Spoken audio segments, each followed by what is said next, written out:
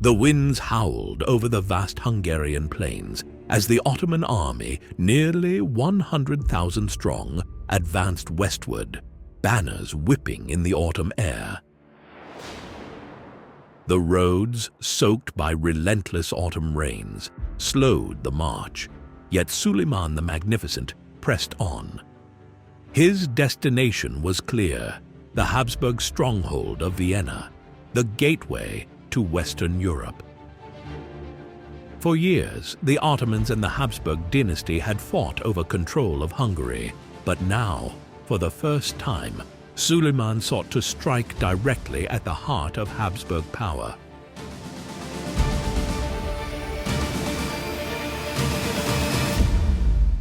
After his decisive victory at Mohács in 1526, Suleiman installed John Zápolya as the King of Hungary, hoping to use him as an Ottoman-aligned ruler. However, the Habsburg Archduke Ferdinand of Austria, brother of the Holy Roman Emperor Charles V, claimed Hungary for himself. In 1527, Ferdinand's forces invaded, captured Buda, and forced Zápolya into exile. To Suleiman, this was an act of defiance. He had defeated Hungary's army, crushed its king, and placed a ruler of his choosing on the throne. Yet the Habsburgs had challenged his authority. The Sultan swore retaliation. In spring 1529, Suleiman's army set out from Constantinople, marching through the Balkans and the Hungarian plains, crushing Habsburg resistance along the way. By September, he retook Buda, reinstating Zápolya as king, and continued his advance. His true target, however, lay beyond: Vienna.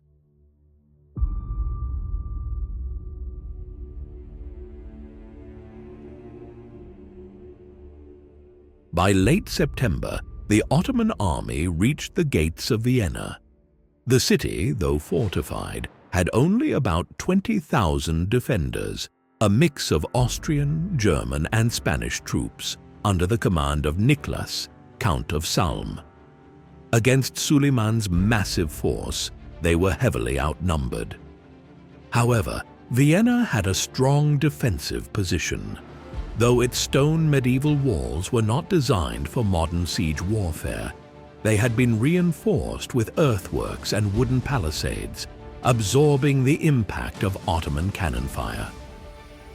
Suleiman ordered his cannons to pound the walls, while his janissaries dug tunnels beneath them, packing the foundations with gunpowder to collapse sections.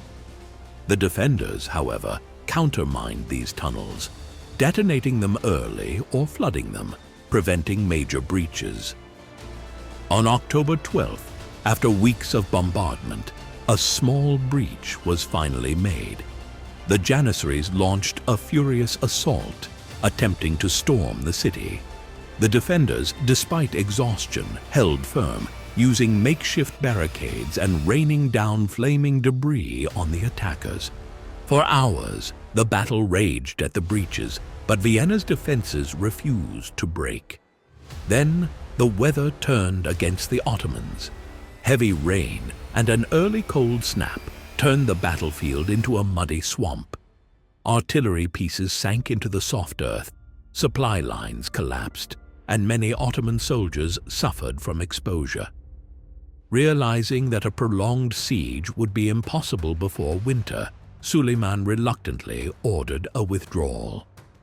On October 15th, 1529, after nearly 3 weeks of relentless attacks, the siege was lifted.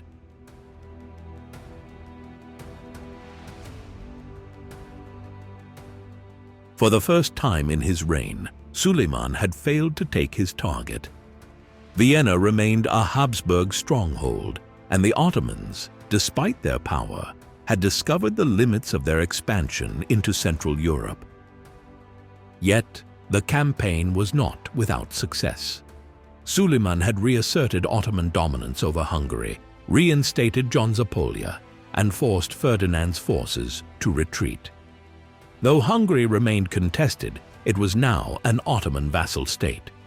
As Suleiman and his army turned eastward, he knew that Vienna had survived. But the war with the Habsburgs was far from over. The battle for Central Europe had only just begun.